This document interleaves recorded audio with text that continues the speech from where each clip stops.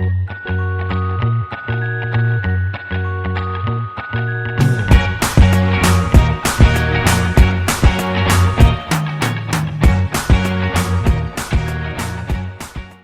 air signs, it's your turn. Hopefully you all are doing well since the last time I spoke to you.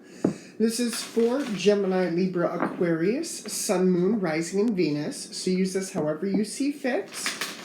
I could be talking to a cross-watcher, somebody who's kind of peeking in on the air signs. Hello, hello. No, but let's see where we're going with this, air signs. Let's see what's up. Let's see what's happening.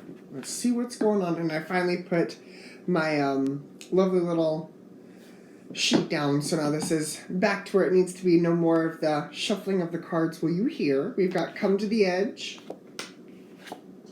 flexible, why, and then this one also wanted to come out, to be fair.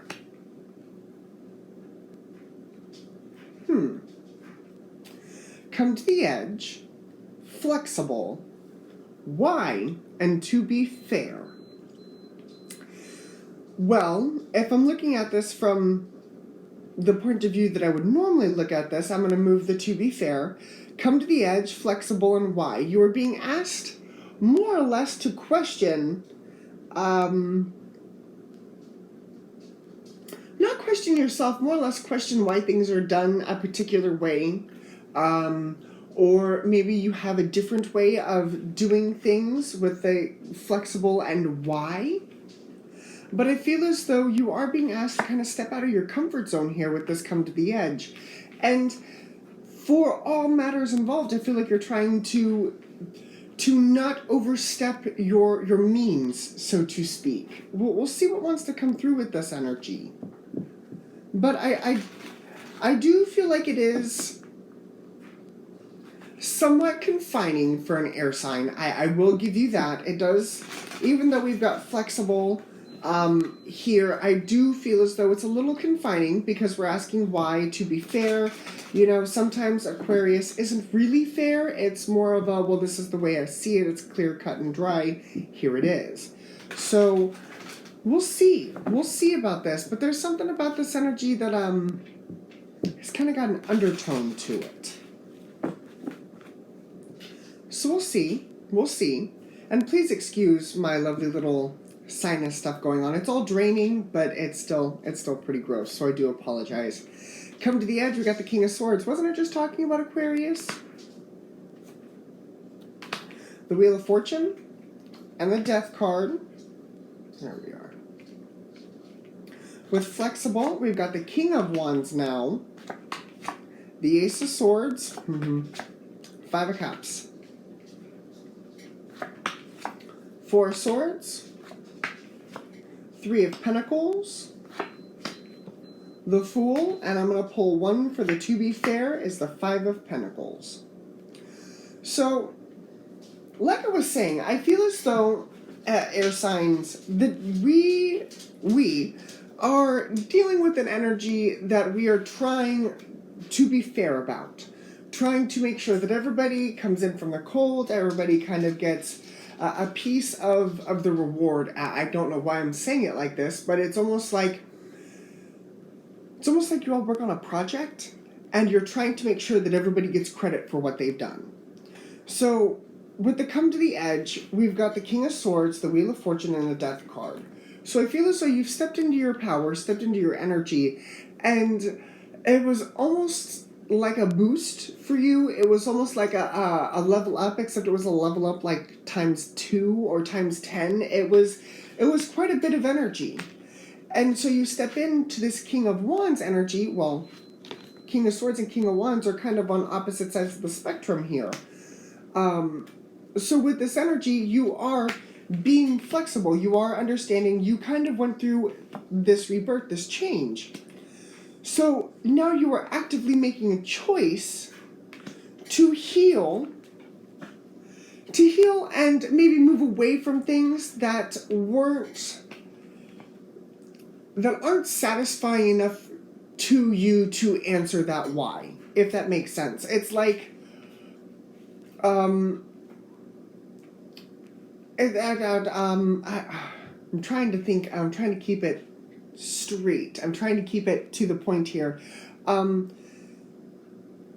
It's almost as if what was working for you beforehand isn't working now because of the transformation and the experiences that you've already gone through or that you have experienced, because you went from one side of the spectrum to coming to the edge, to stepping into your power, to having to be flexible with that energy. So with this Three of Pentacles, I do feel like you are putting down a mindset of, this doesn't answer the why. This isn't answering my questions. I'm not getting the information from this. And so you move forward into different energy, into a new energy, because once again, I feel as though you're trying to be fair. It's almost like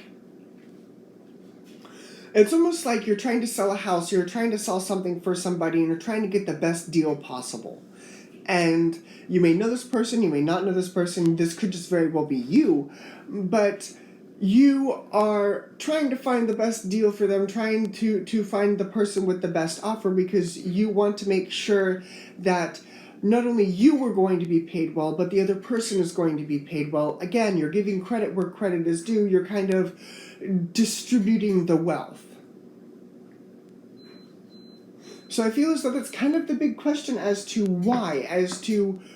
why abundance is being worked the way that it's being worked. Okay, now I understand. Okay, because I didn't quite, okay. You are reworking how abundance works in your life, and I feel as though not only is it affecting your life, but it's also affecting the other people around you, because you emit an energy, and the more you stay in that positive, that balance, that to be fair, that flexible energy, the more that energy is going to come back to you, and the more that you'll be willing to work with this energy, and vice versa. So with you working on what is abundant for you, what you find valuable, what you want to put your time and effort into, I feel as though it also unravels another path for you that allows you to not only get abundance or manifest abundance for yourself, but manifest abundance for the people and others around you, which is pretty fucking awesome. Whew. Wow. Okay.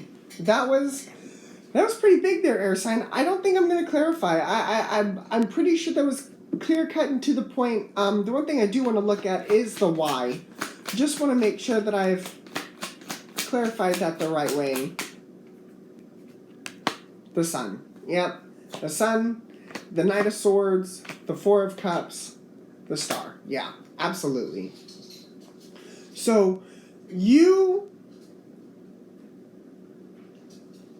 I'm not going to say, yes, this is incredible energy, but for some reason, I don't know why, with this death energy, some of the experiences may not be, this is just caution for some of you, may not be that happy-go-lucky. You may have to put a few things down. And this is only for some of you. But I feel as though once you let go of that baggage, let go of that release, that positive energy, this Four of Swords, the Sun, the Knight of Swords, the Four of Cups, and the Star energy can come in, along with this To Be Fair and the Five of Pentacles. So some of you do have to come to the edge. You do have to kind of release things off of that cliff, and then you can be a little bit more flexible with what you're doing. We have got Aquarius, Leo, which show up there too, which is actually pretty hysterical. Aquarius, Leo, Sag, and Gemini. And then Taurus and Scorpio. So Taurus, Scorpio, Aquarius, Leo, Sag, Gemini. This is what I see. But don't be discouraged. I don't know why that's also coming through. I feel like I'm kind of giving a pep talk. Don't be discouraged. This isn't anything to hurt you. Remember, you're releasing and letting go. You're trying to be fair and flexible. You are questioning the motives of not only yourself but of others around you, and that's not always a bad thing. Because there's this meme on Facebook that keeps popping back into my brain. And it's about the seed. And it's two seeds and they're side by side. And one of them has sprouted, one of them has sprouted, one of them has bloomed, and the other one is still a seed. Well, the seed looks over to the flower and he's like, "You've changed." And the flower responds with, "You're supposed to." So that meme just keeps coming back, and that's for somebody, so it popped back here, so it is for an air sign. You are supposed to go through a series of transformations, a series of changes, a series of different levels and vibrations that you as an individual get to experience and go through. And some of them bring in good things, some of them take away bad things, some of them bring in bad things, and sometimes take away good things. But it's about the vibration and your perspective. And I feel like with this energy, once you go through that rebirth, go through that change, then it'll all work out for you for the better. And again, sometimes we do have to release and let go in order for more positive energy to come in. So just be mindful of that. When you do kind of release and let go, instead of being like, "Oh, that sucks, like that's really shitty," rewire your brain and be like, "Okay, I'm releasing and letting go, but what is that now making room for? What is that making room for?" Because if you're releasing baggage from other people, then you're releasing baggage from other people, and you can start to fill your brain with the thoughts of you. If you're starting to release the relationships and negative people in a relationship fashion, then that allows room for other people to come in and to help raise your vibration in a way that you see fitting. And I'm sorry that this is kind of continued, but it's important. It's important for me to help you understand that whether the vibration is positive or negative, there is something to learn from it. And I feel as though the big question of why, you are now starting to experience and understand why. So just be mindful of that energy, air signs. This is what I have for you. I really, really, really hope this helped, and I really hope this gave some guidance to some sort of individual Gemini, Libra, Aquarius who is now starting to understand and to wrap their head around the why of things. So, but this is what I have for you. I really, really hope this helped, and I will see you all later. Bye, guys.